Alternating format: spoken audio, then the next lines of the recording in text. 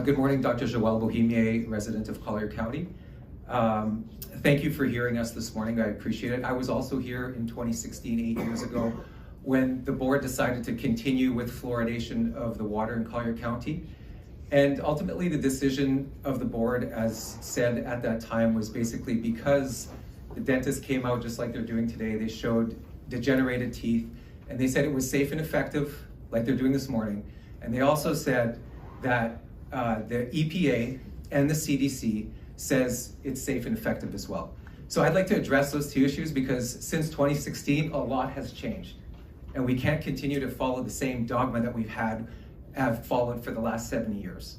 Okay, so as of 2017, I became co-owner of a website called greenmedinfo.com where we index and collate over 100,000 articles from the National Library of Medicine.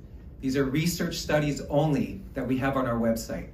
And so a quick search found, if you could go to the next slide, that there are 248 unique studies on our site from the National Library of Medicine talking about the adverse effects of fluoride on the human body. Okay, out of those, if you go to the next slide, you'll find there are 26 different pharmacological actions that fluoride have in the human body, such as neurotoxicity, anti-fertility, cardiotoxic, oxidant, inflammatory, teratogenic, and abortive, and many others that I'll save you the time, but I can share this information with you if you wish. As well, fluoride contributes to the next slide, contributing to 91 different diseases in the human body. And so when we hear that it is safe and effective and we've used it forever, I believe it is intellectual, maybe lethargy, or at best, to be nice about it, is just we didn't look at the actual studies that are on the National Library of Medicine warning us of the devastating effects of fluoride on the human body. And so we need to move on and understand that there are ill effects and that it is well studied. This isn't there are dozens of studies on human beings and hundreds of laboratory studies proving the toxicity of fluoride. So if somebody comes up here and says it's safe and effective again, it is not according to the National Library of Medicine. Point number 2, according to the EPA and the CDC. If you can go to the next slide, please. Here is Dr. Ohanian from the EPA representative under oath, who says a baby that is formula fed receives over 100 times the amount of fluoride as a baby who is breastfed, he's asked, and he says yes. Next slide.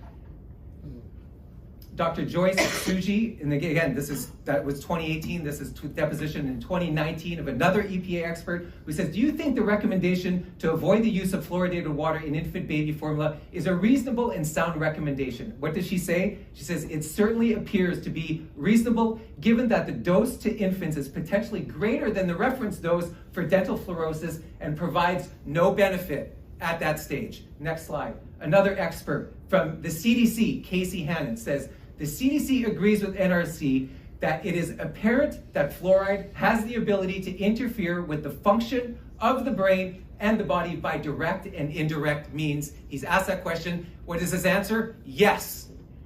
Next slide. Another neurotoxicologist from the EPA, Dr. Stanley Barone Jr. Fluoride has the ability to interfere with the functions of the brain. The answer is yes. I believe their findings are correct. And their findings, he means of the study. Next slide. And lastly, Dr. Joyce Donahue, EPA Office of Water. There is a significant relationship between low levels of fluoride in the urine of pregnant women and ADHD symptoms in children, she's asked. Her answer, yes. And then the question, and this further supports the need for reassessment of current safety standards of fluoride in the United States. And what is her answer? The Office of Water expert from the EPA, she says yes. And so for experts, dental experts, to stand up here and say that there are no other effects in the body is asinine, in my opinion, because even the organizations that they use as proof that it's safe and effective, when it's under oath, they also admit that there are main problems. Lastly, last thing I want to add, next slide. I am the co-founder of Stand for Health Freedom. We are an international organization that stands up for freedom of human beings. We have 1,300 members, like Jill said, in Collier County itself. Okay, we sent out about less than a year ago an email to millions of Americans talking about the Collier County Board of Commissioners praising your efforts for the Health Freedom Bill of Rights. Okay, I believe that forcing me and other Collier County residents to drink fluoridated water directly counteracts and is in conflict with the Healthcare Bill of Rights that you guys have enacted and passed. And so I believe you do not have my informed consent and many of others of my patients and my family members here in Collier County. So I would beg you and plead to you to please remove fluoride from the water in Collier County. Thank you for your time. I really appreciate you guys. Your next speaker is